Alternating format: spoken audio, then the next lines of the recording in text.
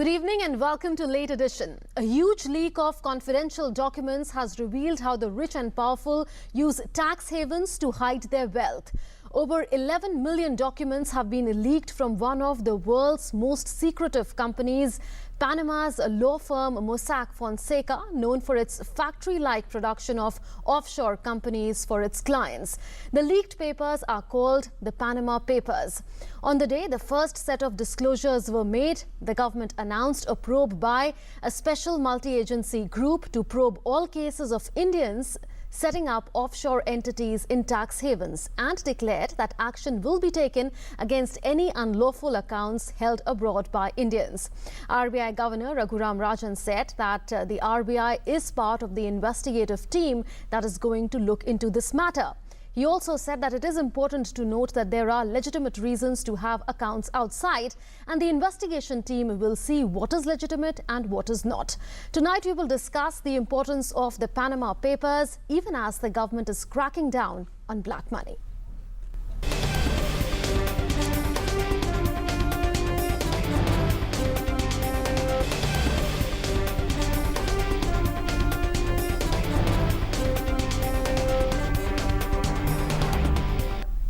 Panama Papers have unearthed several names of wealthy individuals across the world who have allegedly hidden their money in holding companies set up in tax havens. These individuals have formed offshore entities in tax havens by paying to a Panama-based law firm, Mossack Fonseca. In the context of the commitment of the central government to bring out undisclosed money both from abroad and within the country, Finance Minister Arun Jaitley said on Monday that information brought out by any investigative journalism is welcome. After Prime Minister Narendra Modi discussed the issue with the Finance Minister, the government announced an investigation into the matter. I welcome this investigation. I think it's a healthy step that these kind of exposes are being made. The Prime Minister has also spoken to me in this regard, and after his advice we have constituted a multi-agency group to monitor all the information and to collect further information in this regard. The Finance Minister also said that the government in the past has taken a number of steps to unearth black money. The first related to the Liechtenstein accounts. Against all persons involved in that, prosecutions have already been launched, assessment orders have been passed. Then details came in 2011 with regard to HSBC account holders. 569 out of those account holders have been traced. 390 were found to be illegal. Last year, a 90 days black money window was announced that yielded undisclosed foreign assets of about 3,770 crore rupees from 638 declarations. In this year's budget, Finance Minister Arun Jaitley announced a 4-month disclosure scheme for domestic black money holders, which proposes to clear their past transgressions on payment of 45% of their undisclosed income.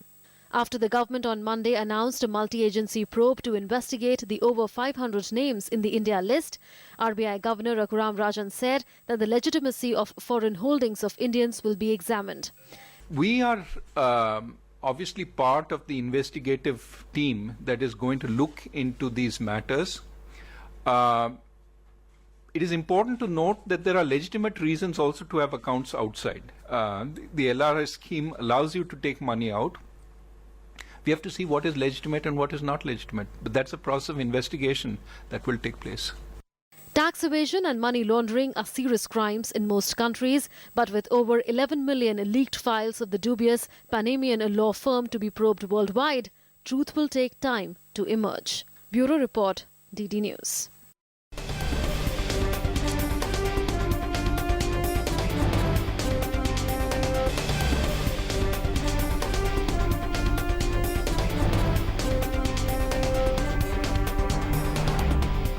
To discuss the significance of the disclosures made in the Panama Papers with regard to Indians setting up offshore entities and tax havens, we are joined in the studio by Shubhamoy Bhattacharjee, Senior Economic Journalist, and Ved Jain.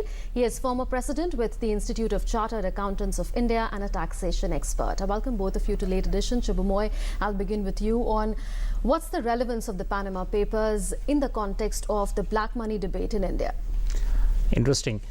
the Panama Papers come at a time when not only in India, across the world, there's a lot of irritation at these so-called tax havens. Basically the idea is that, which was quite underpinning of international capital order, which is that you can set up a shell company and route your action. For instance, if you're planning a mergers and acquisition, if you're planning to diversify, lots of times you needed to move the capital, and to do that you set up shell companies in different places, which allowed you easier movement of capital. Now what has happened is that along with that, when this legitimate thing, there's been a lot of illegitimate work that has been going on. Okay. And that comes not from companies per se, that comes from individuals. People in India, which we typically call the high net worth individuals in India, well-heeled, whatever you might like to call it. So what is the illegal aspect of this move? What happens is that money, when it flows, convertibility issue, when we look at it, for instance, from the point of view of India, the RBI did not allow the Indians to put money abroad till 2004, except through a lot of rigorous checks. The first time, Jaswant Singh, when he was a finance minister, allowed Indians to step abroad, what is called the liberalized remittance scheme, on which people were allowed first $25,000, and then gradually it was ramped up. That now it is money, $250,000 per year. But the point is that when it was allowed, one critical element which is missing is, can an individual invest in a company share abroad? Now the RBI had said that you couldn't buy it, but it didn't say whether you could set up a company abroad. That was an issue that was not discussed. Which time frame are you talking about? This is the A period from 2004 to 2013. Okay. That was the time when RBI came up with a series of detailed questionnaires, what is called the FAQs, where it clarified that that is also a permissible round of activity. But in the period between 2004 and 2013, there was this issue of whether individuals can also take, when they take money abroad from India up to 250,000, whether dollars, whether that money can be used to set up a company abroad. There are a couple of other restrictions which are very clear. For instance, you couldn't gamble, you couldn't invest in lotteries, that sort of things were very clear, black and white. But it was this issue which is now coming under test, that when you say the Panama Papers, when there are people who have been shown to have set up companies, the point is whether these companies which have been set up by individuals, I'm not talking about companies to companies because that's a different thing altogether, it's individuals, whether those individuals, when they set up companies abroad, whether they have been kosher. Okay. That is the A lot issue. has also changed after August 2013, but I'll come to you on that later. Mr. Jain, he reflected on the legality and illegality part of individuals setting up companies or buying shares in companies. But in the case of the Panama Papers, we are seeing a very critical role being played by a law firm called Mossack Fonseca. For the benefit of the uninitiated, tell us about the modus operandi of this company that goes into the factory-like production of offshore companies and also promises its clients that there will be no revelation as far as the real beneficiary owner is concerned. See, these firms are professional firms which specializes in professional services, and these services are of different natures. What we understand from the document which has now come up in the public domain is that this firm has been operating and helping people in setting up offshore trust, and then also that trust getting companies and then managing those trusts and those companies. As my friend was telling, you see, what happened is when you have money with you, when you have a capital with you, you need to invest.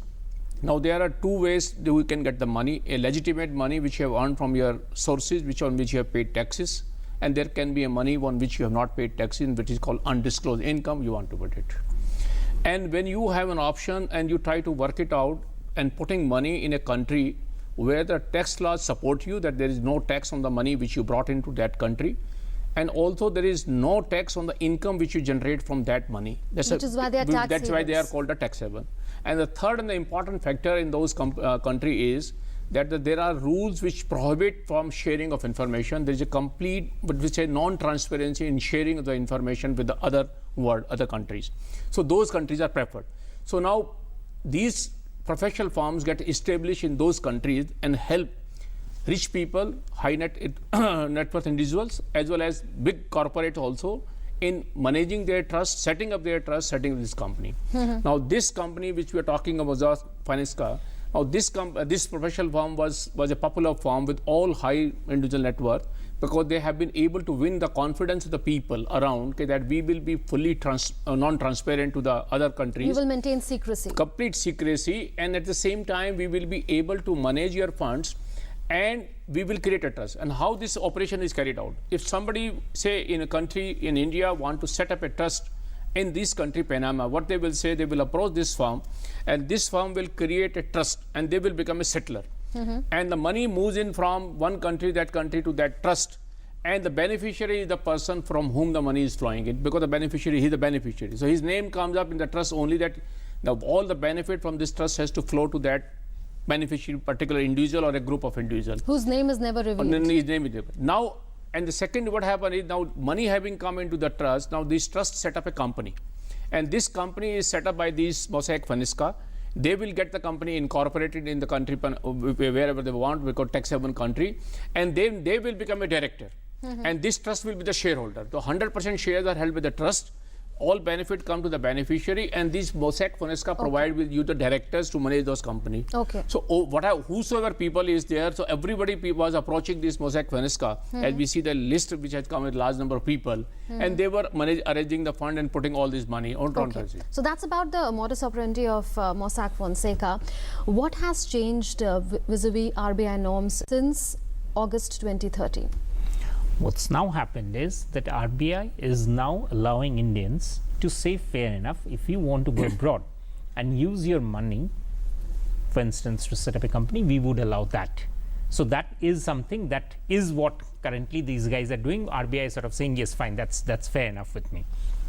What's not fair is the fact that whatever an individual might do, she or he has to provide a trail to the tax authorities about the money that I am using, whether within India or within abroad. So there has to be full disclosure to the tax authorities. There has to be disclosure. The issue comes about on this disclosure, that whether the firms, the Panama papers that we are talking about, whether the Indians who have been talked about, also those abroad, whether they have provided the authorities, whether the capital market authorities, the Reserve Bank of India, because Reserve Bank of India is the authority for foreign exchange transactions within and outside India, to the tax department about the fact that they have been moving money in and out. If they have been doing that, there's no problem. It's perfectly legitimate. And if these disclosures are made, whenever they are made, does the source of money also come into account? Is that sure also enough, under the scanner of their proceeds of crime? It's just like, for instance, you're in mine. When I go to buy, say, a television set in a market. Now, obviously, why do I give a PAN number? That because of income tax authorities would like to know where do I get the money to be able to buy a television set. Similarly, when a company or any individual sets up a company and puts some money into that company for some reason, which is obviously legitimate, because that's what she would be saying, the tax authorities, whether within India or abroad, would want to know what is the source of that money. As long as the money source is known, the money should be allowed to flow anywhere across the world. What we are saying and what you are asking is that earlier our regulations were frankly restrictive. The restrictions have largely gone away now, and individuals and companies have much more freedom to do it. This, whether the companies and the individuals who have been named, largely individuals, whether they have been doing the activities by allowing for full disclosure. Okay, Mr. Jain, you want to quickly come in because I have to take a break. I will just clarify the issue is, see, we had very strict foreign exchange law, what we call used to be a FCRA. We had a law on that, what we call FARA, Foreign Exchange Regulation Act. In 1973, because the country was short of the foreign exchange, and what was allowed to a resident in India, that he cannot make any investment outside India. Even if you want to travel outside India, then you need to go to the RBI and obtain a permit from the foreign exchange for the money which you want to spend, giving the reasons also. What happened is, post 1991 liberalization, Indian foreign exchange kitty has grown up. and in the year over a period when this FARA was replaced by the FEMA. So RBI has relaxed its norms. And in the year 2004, residents were allowed to remit money outside India for the purpose of investment also. And the initial limit was $25,000 per person, including minor, that can be sent. And this was investment. Before that also and thereafter also, in case you want to take the money for the business purposes, if you want to set up a branch outside India, if you want to set up a company outside India, you have to obtain a permit from the Reserve Bank of India specially for that purpose. Okay. Post 2004, a complete liberalization was given. Initially 25,000, which was increased to 75,000 and went to $200,000. Again reduced because after this 2009, when vaccine crisis came up, it was brought down to 75,000, then increased to 150, and now it is $250,000. Okay. Now there's a complete freedom to take the money, and all what you have to do is just go to your bank, ask that you have for a form, declare that, that I want to remit the money. If you are having the bank account for a period of more than 1 year, the bank will ask to debit the money in your bank account, or you give a draft and they will remit the money the way you want. Okay. And the government of India says, and RBI says, we are not going to ask any question. There are 4 or 5 lists which are prohibited. As my friend said, lottery, swapping, and what we call as doing this, what we FCCB, etc. There are certain restrictions, but there's a complete, you can buy property, you can buy shares also. Okay. Only thing was that in 2004 to 2013, setting up of the company was not there. Allowed. And what we get the information which has traveled nowadays, people have not set up the company. Okay. They have invested in the company by buying share. So technically I will say, yes, that was also a right modus operandi. Okay. The whole issue, the black money debate is, if the money which you have taken out from the India, if it is an explained money, if it has come from the tax-paid money, disclosed sources, then there should not be any questions. Okay, okay. Mr. Jain, thank you for explaining that to us. What has been explained so far is that RBI's norms vis-a-vis investment of money in offshore companies has been relaxed over the period of some 10 years from, say, 2004 to 2013. But none of the RBI norms allow that this money should be put to any misuse. We will slim do a break at this point in time. Tonight we are discussing the significance of the disclosures made in the Panama Papers and their relevance to efforts in India to crack down on black money account holders.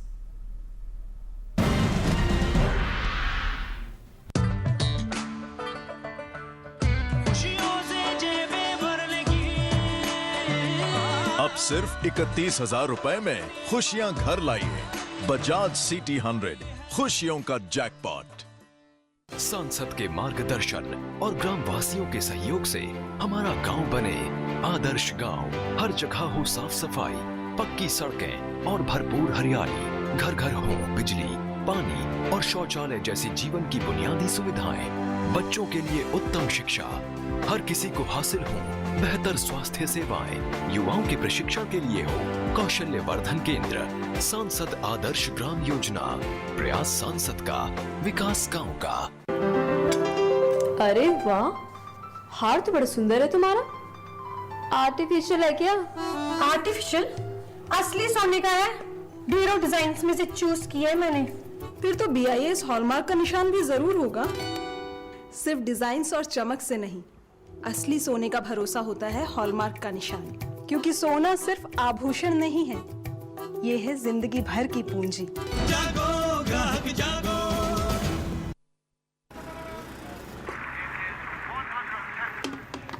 आप सबने दुनिया भर में क्या मिसाल बनाई है। जिस सफाई से आपने कचरा वहीं फेंक दिया, और मन्नू आंटी क्या कूड़ा फेंकती हैं। ओलंपिक्स के गोला फेंकने वाले भी शर्मा जाएं।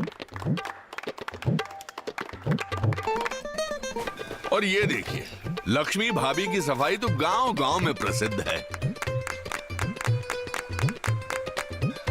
हमारे सुखिया भैया मन की करते, जहां सोचा वहीं शौच कर दिया।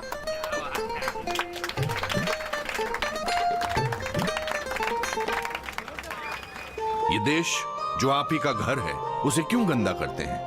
थोड़ी शर्म कर लो, सोच स्वच्छ कर लो।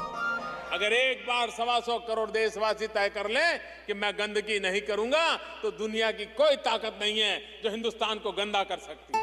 स्वच्छ भारत, एक कदम स्वच्छता की ओर। 70 के दशक से पूर्व भारत को दूसरे देशों से खाद्यान्न का आयात करना पड़ता था, परंतु हरित क्रांति के पश्चात इस देश में अन्न की पैदावार इतनी बढ़ गई कि न केवल वो हमारे लिए पर्याप्त था, वरन उसका निर्यात भी होने लगा। पर इसका मतलब ये नहीं है कि हम खाद्यान्न की इस तरह बर्बादी करें। भगवान श्री कृष्ण ने हांडी में बचे हुए एक दाने से भोजन करके ये संदेश दिया कि अन्न का आदर करो। अन्न का अनादर ईश्वर का अनादर है। अन्न का सम्मान हो, ये हमारी संस्कृति है। अब तो अपने गांव में संपर्क सड़क के किनारे वृक्षारोपण का काम बड़ी तेजी से चल रहा है। हाँ मगर देखो, सड़क के दोनों तरफ छायादार पेड़ होने से हरियाली बढ़ती है, साथ ही सड़क के किनारों पर टूट फूट भी नहीं होती। पेड़ की जड़ें मिट्टी को मजबूती से पकड़ जो लेती हैं। सड़क किनारे पेड़ों से किनारों पर मजबूती है, हरियाली संग लाई है प्रधानमंत्री ग्राम सड़क। गांव का विकास प्रधानमंत्री ग्राम सड़क योजना के साथ।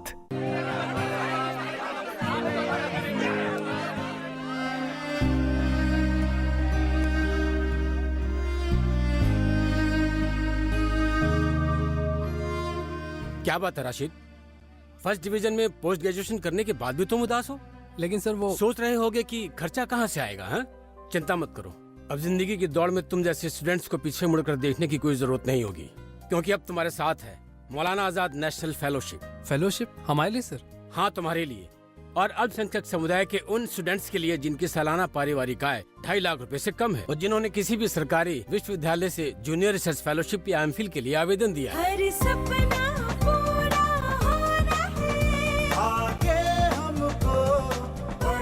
अधिक जानकारी के लिए लॉग इन करें www.minorityaffaires.gov.in पर या कॉल करें टोल फ्री नंबर 1800112001 पर। सबका साथ, सबका विकास। Welcome back. As the Panama Papers reveal once again how the rich and powerful use tax havens to hide their wealth, in late edition tonight we are asking how the government can use the information to further its fight against black money. Mr. Jain, Raghuram Rajan, RBI Governor, has said that now the special multi-agency group is looking into the Panama Papers, and it will be thus decided after the investigation what will be legitimate and what will not be legitimate. What will be the scope of the investigation, given the fact that the revelations relate not only to individuals but also to some cricketing deals, and how will the prosecution move after the investigation? I will just suggest, look, information is now in public domain, which I believe the RBI and all these agencies will collect. And what can be done is, based on the data information they have within their department. Tax department has some income tax return where some information is required to be disclosed in case you are holding some assets outside India. Similarly, Reserve Bank of India has the data on the money which has been remitted by the people outside India. So they can verify from that data out of how many these people have declared in their Reserve Bank of India documents, and also how many people have declared in their tax returns. Wherever the disclosures are coming therein, I believe those cases can be segregated. Or even otherwise, if simple letter can be addressed to these persons and asking that where is the declaration you have made it, and in case those people submit the document, so they can be segregated. And one simple formula can be, in case the person has paid this money and he says yes, I have made investment and this is the source from which I have made the payment, then I feel those cases are not a case of black money at all, because this is money tax has been paid or disclosed sources. That is legitimate. But there may be people who say, no, this information is incorrect, I have not made any investment. Those become complicated cases. And in those cases, I believe the Reserve Bank of India and the Income Tax Department and ED, whatever we call it, then they go back to the information. Basic information is collected. They go to the bank and an exchange of information, collect the information, and then call those people and confront those information with that, look, this is your bank account, this is your money, and you are saying this is not your money. Based on that, they can initiate the proceeding. Now, the Black Money Act is in place. And under that law, a notice can be issued, tax can be levied, penalty can be levied, and prosecution can be launched. Okay. And this process can be expedited. And if agencies are able to collect this information the way it has come in the public domain, all they need to create what we call an evidence which is acceptable in the court of law. Okay. And the court of law will be to go to the bank and ask for the information and the exchange of information. That will pin down the person in case the person has made investment out of the undisclosed sources. Okay. Now, After the offshore leaks of 2013 came the Swiss leaks of 2015, and initially we saw the Liechtenstein accounts being leaked, but the government of India has taken several steps to check black money. For instance, the NSIT was formed, the first decision that was taken by this government in May 2014. After that, we've seen two black money acts, one to check black money being hoarded outside the country and one within the country. Given the fact that the investigation has now begun in a way into the Panama Papers, do you think that this will further strengthen the drive against black money? Sure. I mean, basically one of the great things that's happening now is that internationally, which we started off initially, was that the area of operation becomes difficult because there's too many agencies now willing to come out and share names. So, for somebody to say that, I go and stash my money into some place where nobody would really be looking, that area is becoming very, very secure, very, very limited. So that's very major thing that's happening. So India is getting a lot of help from across the world. That is definitely driving up.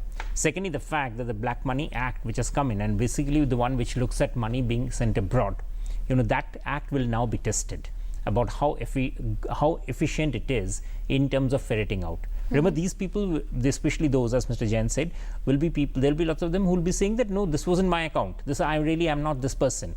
So the Black Money Act will actually be put into operation to see how well it is able to get back at that source and drive back to see that what has been the source, and therefore link up all the missing details. Because from Panama, you won't be getting the details. Because obviously this is a public information which has been stolen, and the Panama government or Mossack Fonseca will obviously say don't have access to the details. And besides, Mossack Fonseca will say that we will not share. And there's no OECD, and since they are not under OECD regulations, so they are jolly well entitled to say that we don't share.